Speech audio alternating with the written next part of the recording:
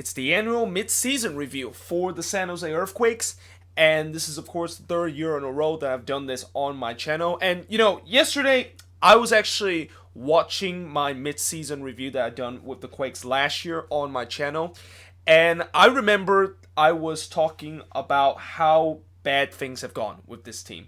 And you got to remember last year when we had that horrendous kind of run, at the midseason point, I know it was bad and that we only won like 2 games heading into the second half of the season and during that review.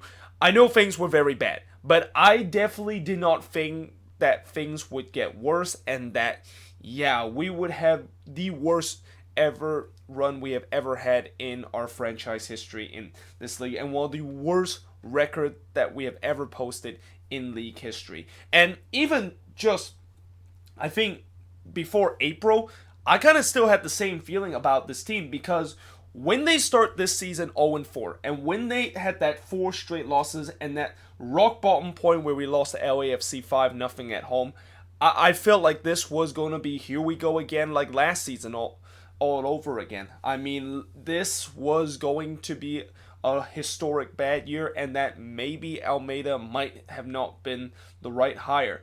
And boy, did Almeida prove me wrong. And boy, did this team change in just a snap of a finger as the month turns to April. Like, I think it is very kind of, like, if I want to just give you a simple view of how the first half of the season have gone with the Quakes, I'll just say that just after April 6th, this team has never looked back to what they were last season and what they were in the first 4 games of the season. This looked like a complete different San Jose Earthquakes team, and a team that I think I have never seen them play like this good since the 2012 season. And you could even argue the way that they're playing right now is even better than the 2012 season, because in 2012, yes, we won the Supporter Shield that year, and yes, we won a lot of games that year, but most of those games that we won were because of just some Goonies magic, and that we had some kind of late winner, and obviously Alan Gordon was scoring like late winner almost every single week to get ourselves 3 points. And in some way we rode our luck a lot in that 2012 season, and we eventually did get found out in the playoffs. But this year it's different. Not only there isn't really no Goonies magic, or we have to rode our luck in terms of the fact that we have to rely on a late goal to win games.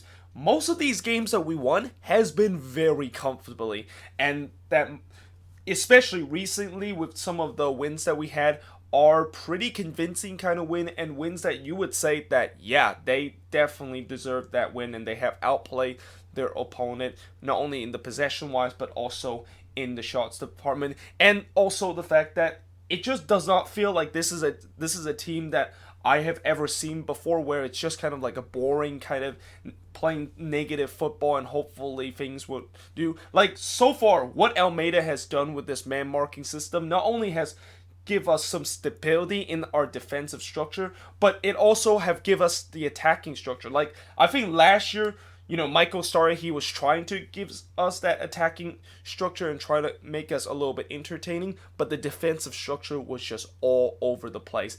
This season, it seemed like there is a balance between not only our defensive structure can be good, but also going forward, our attack could be good at the same. But with that being said, let's actually begin talking about what has happened in this midseason review and kind of just dissect step by step. I'm going to first talk about the records that we have, the stats leader, and also the timeline of the season that we had so far up to this point, and also look at the remaining games in the second half of the season, because I know a lot of Quakes fans are pretty much like dreaming the fact that not only this team is going to make the playoffs, but it looked like this team could be MLS contender, which I want to pump the brakes in terms of us saying MLS Cup contender. I know we have the best record ever since the calendar have turned to April, but it's going to get tougher in the second half of the season. And I think the second half of the season will really tell us the story of whether or not only this team will make the playoffs, but will they be MLS Cup contender? And, I'm still kind of a little bit skeptical. I know it sounds crazy for me to say that I'm skeptical the team can make the playoffs or not. Consider look at the position we are right now. Like, it feels like we fear nobody right now, and that it feel more like anybody that play against us should really fear us with the way that we've been playing and the form that we're in.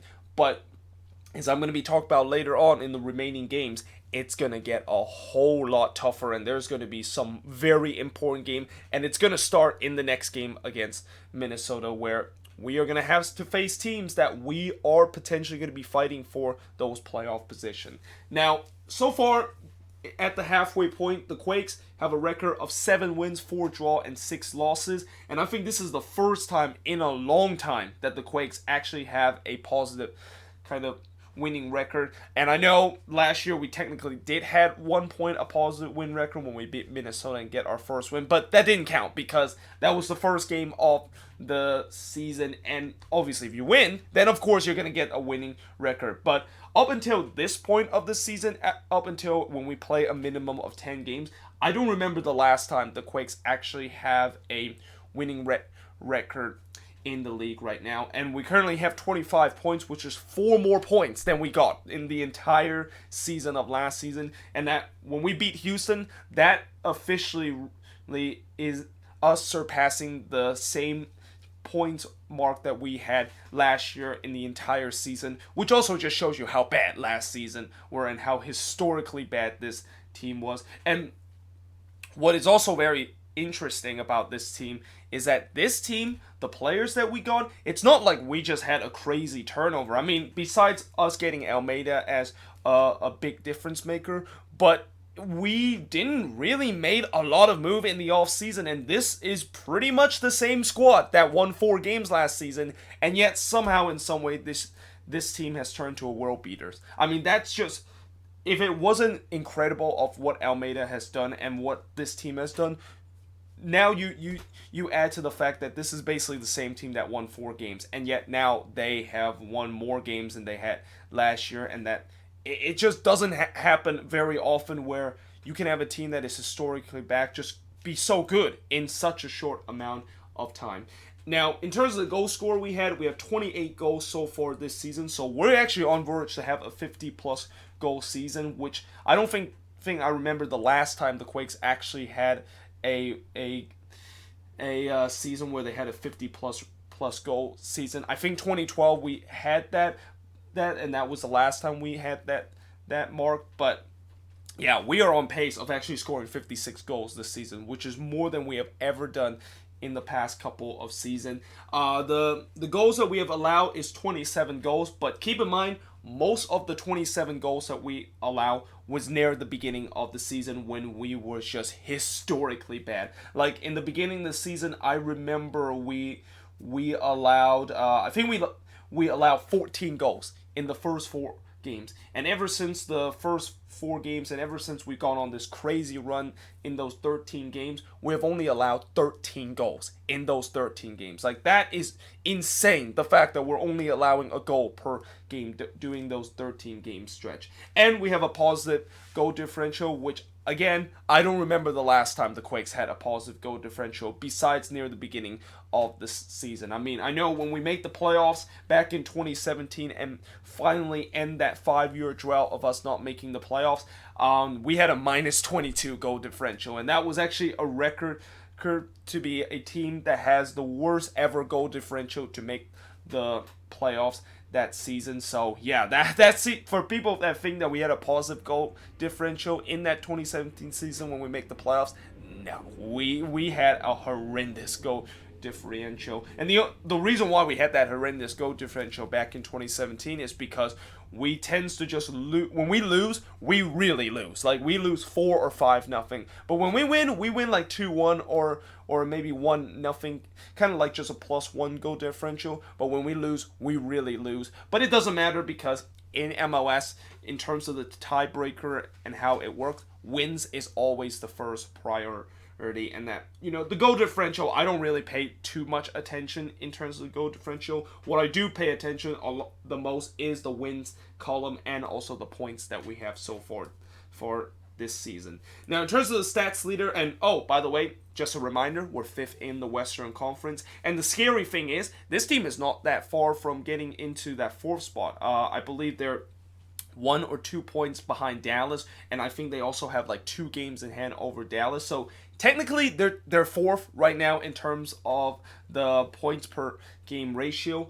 But it's crazy the fact that this team, with such a good run that we are in right now, and that there are still some good things that is gonna come with this team. That this team has already rise themselves into fifth, and that they could just continue to go as high as maybe even finish near the top of the Western Conference, which is just unthinkable if you're a Quakes fan in the beginning of the season. Like in the beginning of the season, I was thinking that if we get into the playoffs, and I'll be happy of this season. But if we make it even to the top four and actually have a home game at Avaya Stadium for the first time ever, then that's just completely unthinkable. But the way that we're doing right now and the way that our form has been in, that is definitely not out of the possibility that we could actually get home field advantage in the first round of the playoffs. And remember, this year playoffs, it's a one off kind of game. It's kind of like a knockout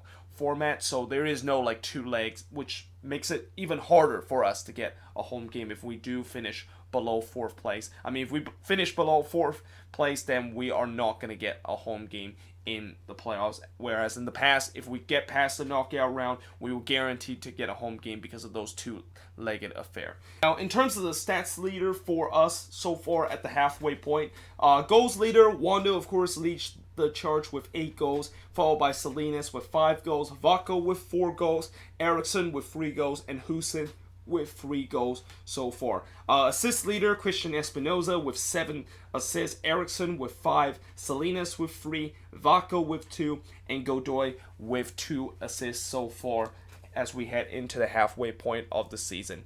And now, let's get into the fun part of this video, which is talk about the season and just kind of go step by step on each game of how we have been doing in the first half of the season. And we start in the first game of the season against Montreal, which we lost that one 2-1, and it's the first time the Quakes have lost an opening game since 2013 when the Quakes lost RSL at home, and that was back when we were still at Buckshare Stadium and lost to them 2-0. Then the following week, we lost 3-0 against Minnesota, and this is when there's definitely doubts of the fact that, is this going to be like last season all over again? Because I think coming into the season, there was a lot of optimism in the Quakes fan base and think that Almeida can just instantly turn this around. But after the first 2 games, it looked very, very bleak. And it looks even more bleaker the following week when we go on the road on the first time and we lost 4-1 in that game. Now, the thing that was interesting about that game is we led 1-0 at halftime thanks to Espinoza scoring the goal in the 5th minute, but we just completely capitulated in the second half, and it just felt like this team is like this loss was very similar to what happened in 2017 when we lose to the Red Bulls, where we were doing pretty well. We were only like down 1-0 at that point, and we still have a chance to come back. But as soon as we give up that second goal, and as soon as we give up the equalizer in this situation, we completely capitulate. So that was very frustrating to see, the fact that the team looked like they finally got their first win, and then that happened in the second half. And then on March 30th, this is probably, I think, if the Quakes, whatever happened this season, if they actually make the playoffs, this will be the game that we'll remember as the game where things just, not only it was the rock bottom in the Quakes season, and that they lost 5-0 against LAFC, which is the worst loss the Quakes have ever suffered at home, even worse than last year when they lost 5-1 to SKC, and that game was really the rock bottom. And that it was really just, there was definitely a lot of criticism, and that there was even a lot of people doubt that whether or not if Almeida was really the right man, and this man-marking system, was this just a joke, and that this will just never work in MLS. Like, a lot of people question the man-marking system coming into the season, and knowing how it has gone in the first 4 games, people will start saying that this man-marking system is absolutely garbage, and that we should just revert to the, we should just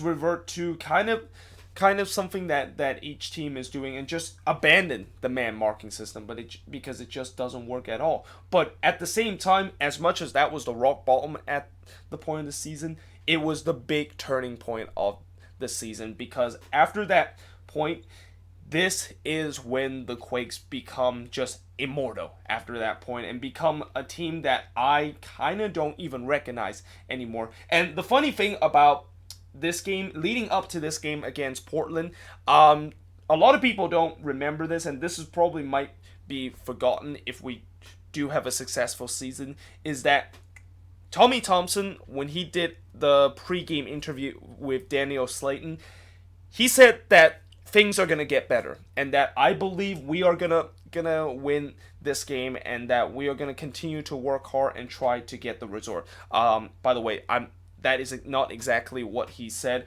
I don't exactly remember what the quote that he said, that the team will get better. And little did we know that message, with him saying it in front of hundreds or thousands of Quakes fans that was watching the game, and pretty much anybody that was watching this game between us and the Portland Timbers.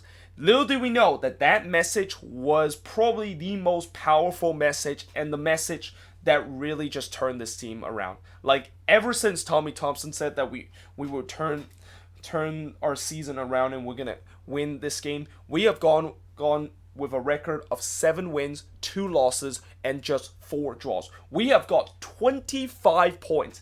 The 25 points that we have got this season, it all started in April. And that, as I mentioned, is the best record that any other team in MLS had ever since the turn of April. And that Tommy Thompson was right. And that in some way he was almost a psychic, and that he kind of almost was kind of like a time traveler too, because things was going to get better for the Quakes, and boy, it definitely got better. Like, I think after that 5-0 loss to LAFC, we never look back in terms of the Quakes team that has just years and years been a bottom dweller and being kind of just a laughing stock of MLS. And it all started when we won 3-0 against Portland, which is the first win we ever had since August, when we beat Dallas 4-3 last season, and the first shutout win we had at home or away for the first time since 2017, which, believe it or not, that team that we shut out back in 2017 was the Portland Timbers. And believe it or not, also, it was by the same score. Coincidence? I think not, though. But it was good, the fact that the Quakes finally got their first win of the season. But at that point, I still didn't really believe the fact that I thought that was just kind of like a one-off kind of thing, and that things are gonna get back to normal the following game. And in some way, it kind of did when we lost 2-1 against the Dynamo. Although in this game, I know for majority of the game we were kind of being dominated, but at least we were still in the game, and that we were still showing that fighting spirit against the Dynamo and want to somehow get a draw out of that game. And of course, that hope all ended when Lopez, of course, got sent off, which, I never want to say this to our own player, but it seemed like with Lopez getting sent off, probably might be the next best thing that we had throughout the season, and also a turning point of this season, because Lopez at that point, he was clearly not doing very well in that fullback position, and that we just need to we need to think about who can actually be starting with us in that left back position. And that was also the game where we decided to put Lima back in the left back position and put Tommy Thompson in that right back. And up until then, we basically stick with the same kind of guys that is in the fullback position, until when Lima, of course, gone on to international duty, and that's when Lopez, of course, come back in that left back spot, and that Lima comes back on the right back. And Lopez, I wouldn't say he has done very well in terms of that left back position ever since he got back into the starting 11, but I definitely are seeing some improvement that he has made in the beginning of the season, because in the beginning of the season he was terrible playing in that left back row, and that recently he has actually gone a little bit better, even though there are some games that he was just god awful. But we lost that game against Houston 2-1,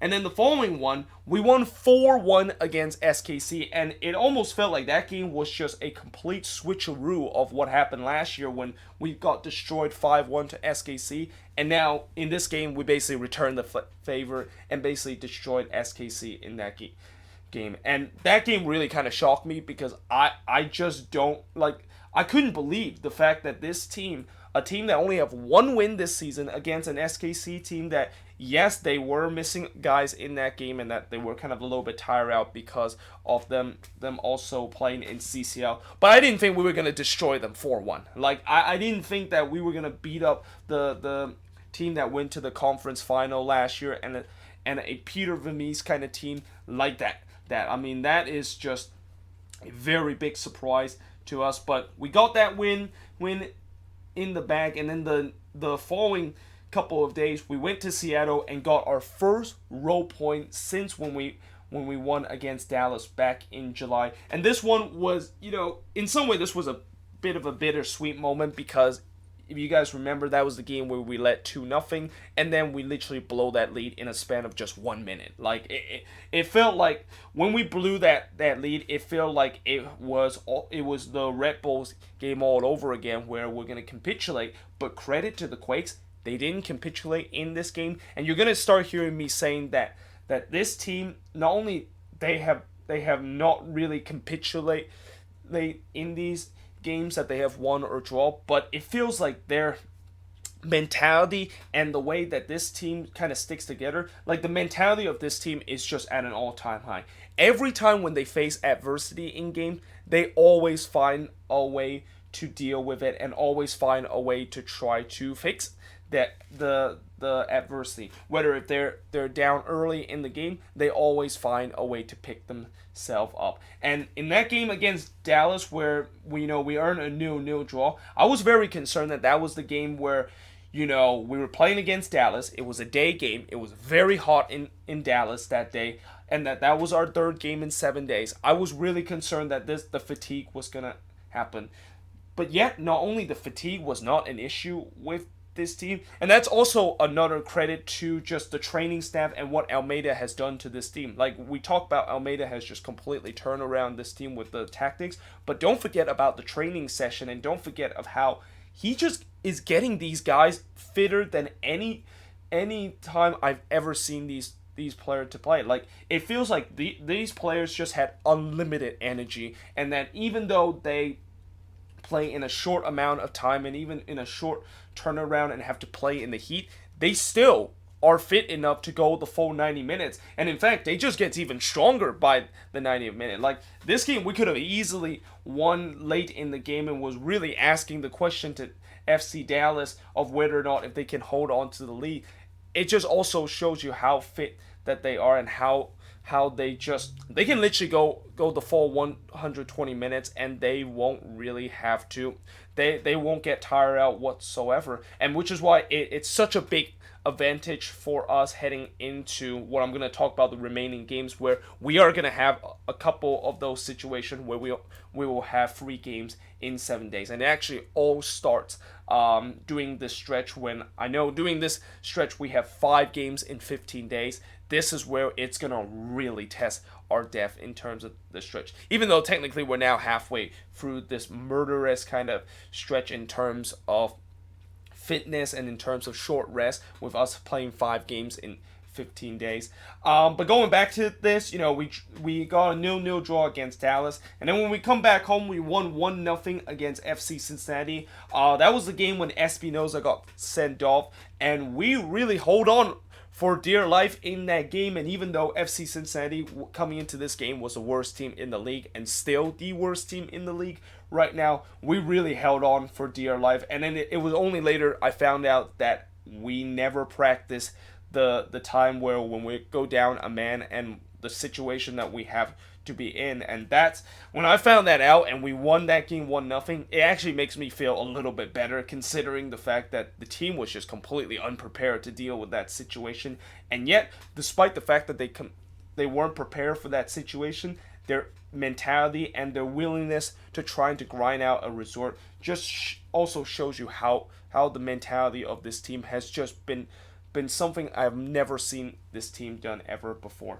Now, in the following game, we did lose 3-1 against New England, and that actually is the last time the Quakes have actually lost in the league until this point. I actually said lost up until this point, which is not true because we did lose to LAFC in the US Open Cup and got eliminated in that game. But that was the last time the Quakes lost in the league before they got on a 6-game unbeaten run in the league. And that game was a game where we really miss Espinosa present in terms of the speed that we have up front. And even though we kind of dominate that game in terms of the possession and maybe some of the chances, we just could not find our clinical finishing, but just cannot really get anything going, and that the defense was pretty bad in that game against New England. But to the credit of the Quakes, the following week, they bounced back against Chicago, and this game we'll always remember as the game when Wando, of course, broke the all-time goal-scoring record and did it in probably the most spectacular way as possible by scoring 4 goals in that game. Like, this will be a game that it's going to remember for a very long time as the game where it's probably one of the greatest, if not the greatest, single individual performance we have ever seen a Quakes player put on that jersey and go out there to play 90 minutes. It was simply amazing of what Wando did in that game, not only breaking the goal scoring record, but also scoring 4 goals for the first time in his career. Now, the following week, we won on the road, and that was the first time we ever won on the road since July. And you talk about mentality and the way that this team just the adversity just doesn't faze them one bit. In this game, they were down 1-0 on the road. And any time when the Quakes are down 1-0 on the road, you would think that they're just going to get rolled over. Nope. Instead, in this game, they were able to fight back and get an equalizer before halftime. And then in the second half, there he is again. Wando with the crucial second goal to give the Quakes a 2-1 win. And that is the first time we have ever beaten an Eastern Conference on the road since 2015. It's been 4 years since we have been beating a Eastern Conference team on the road. Like, I always say that whenever the Quakes go on the road against an Eastern Conference team, it's an automatic loss because we have never beaten them in a very long time. But the fact that they broke that barrier in that game was just quite amazing to see. And the funny thing is, it looked like the Quakes were going to do it. We're going to make it back-to-back kind of Eastern Conference row win, which I don't even remember the last time the Quakes actually have a situation where they won back-to-back Eastern Conference row win. Probably never before. And we were up 1-0 in this game. Unfortunately, we did give up that goal in the second half. But again, this team, despite the fact that they gave up that goal, they look completely unfazed. And the fact that, okay, yeah, we gave up that goal. It was a bit unfortunate, but we're going to continue to work hard and trying to get that lead back and trying to grind out this point against DC, which at that point was the top team in the Eastern Conference. And they did exactly that with a 1-1 draw against DC United. Now, the following week, we play against FC Dallas where we drew 2-2.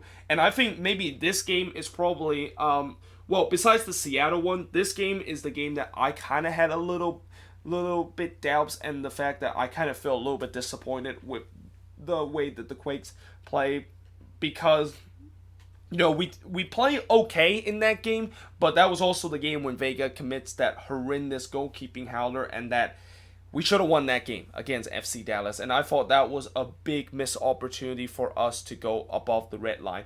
But to the credit of the Quakes, they would eventually do go above the red line. But before that, they went on the US Open Cup adventure, and in the first game of their US Open Cup adventure, well, they barely won that one 4-3 against Sacramento, and that was, in that first half, I think that was one of the worst performances I've seen the Quakes have played, and yet somehow they head to halftime 2-2, and it also just kind of shows you the fact that even in the worst performance, even when the Quakes are performing at its worst during the stretch and during the season, they're still getting they're still able to either tie the game up and still be in the game, or maybe just maybe just one go away from tying the game, and that there's just no capitulation with this team. Like this team, they just don't capitulate whatsoever. There's no one game where once they gave up a goal,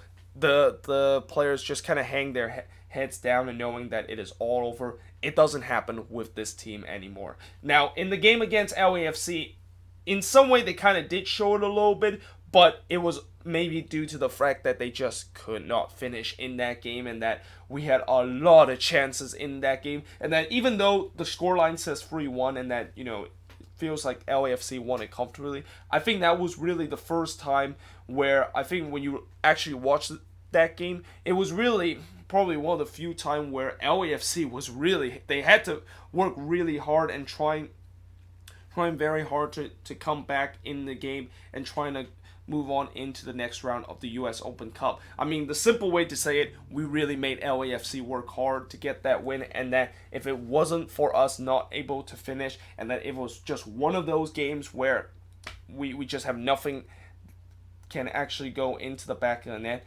we could have easily won that one, and we would have moved on into the quarterfinal of the US Open Cup. So that was a little bit disappointed that the US Open Cup adventure ends, although I just kind of had a feeling in that game against LAFC, which was really our first real test against a really tough opponent, and that maybe this could be an eye test to see whether or not if this team is ready. And although they lost in that game, you can clearly see that this team definitely looked like they are about to be ready to challenge the big boys, and that whenever they face against the big boys and play those big boys, and that they're the underdogs, they are just completely unfazed whatsoever. And then the following game, they bounced back by winning 2-0 against Houston. And then the last game, of course, they won 3-0 against the Galaxy. This happened on the following Saturday, and that was the first time that the Quakes actually shut out the Galaxy in a Clasico at Stamford Stadium. But overall, what an amazing run that the Quakes have been, and just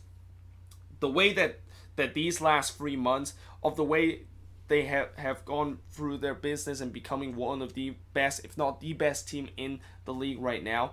Yeah, I mean, it really makes me believe that this team can do so much more things in the future, and they definitely could. I mean, we have Carlos Fierro that is going to be coming in July, and then we potentially would sign Andres Rios that is coming in July too. And not to mention that we are still have one more DP spot open, and that potentially we are going to sign a central attacking mid in that spot.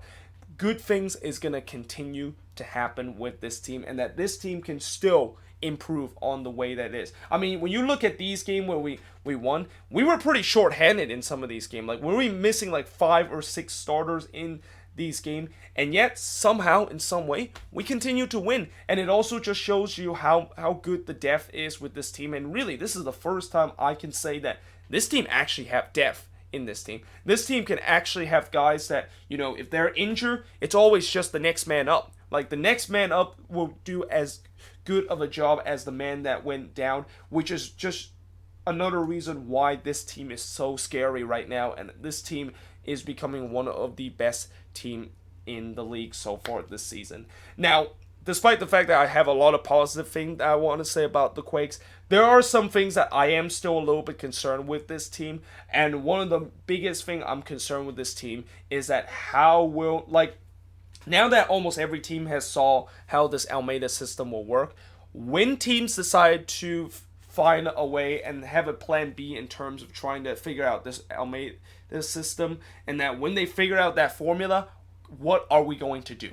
Is Almeida going to readjust, and is that the time when we do find out, do we still can continue this kind of good form? Like, obviously, I know that this good form that we're going to be in, I already shocked the fact that it's just continue into now the 3rd month, ever since, of course, we lost 5-0 to LAFC. But I'm a little bit skeptical of the fact that this can really just continue even into the second half of the season. Because as the second half of the season comes, we're going to face teams that have already faced us once, and that this is when they are going to find a way and probably study up films to find out the weakness in terms of the system. Because there is a weakness in this system. And I always say the weakness of this system has to be the fact that teams are just going to try to counterattack us, and that we have seen a couple of times when this team are getting counterattacked, and that when this team is getting hit on the break, there are gaps to be exploited at the back. And that's what I am really concerned with this system, and that teams are just going to keep counterattacking us. And when you have teams that are good on the counterattack and teams that tends to bunker and try to defend a lot, this is when I see a couple of times where the Quakes do struggle in terms of not only defending it, but also trying to break down his team. But with that being said, when you look at the remaining game, obviously there are some very big games in the second half of the season, and it all starts on Wednesday when we play against Minnesota. That one definitely is not going to be an easy game. I mean, Minnesota just absolutely clobber FC Cincinnati in the previous game, and that they are literally just below us in the standing right now. This could be a game that this could be also one of the opponent that we could potentially be fighting against in terms of the playoff spot. Now, the following week, or not the following week, but on the following weekend, we of course play against RSL at home. We return homes for that game, and that is also another big game for us, because RSL is another team that we're fighting to potentially get those playoff spot. And then after that, we have a Friday game against the Galaxy, and I actually wrote this wrong. We're actually going on the road against the Galaxy, and it's going to be interesting to see how Kelly Clasico Chapter 2 of this season will go, in that after what we did to the Galaxy, I'm pretty sure they will find a way to try to be more competitive in that game, especially if they actually get Christian Pavone in that team. That's when I'm going to be a little bit nervous. And the fact that they're going to get most of their starters back, that can really tell whether or not if this team can be facing against one of the best team in the league.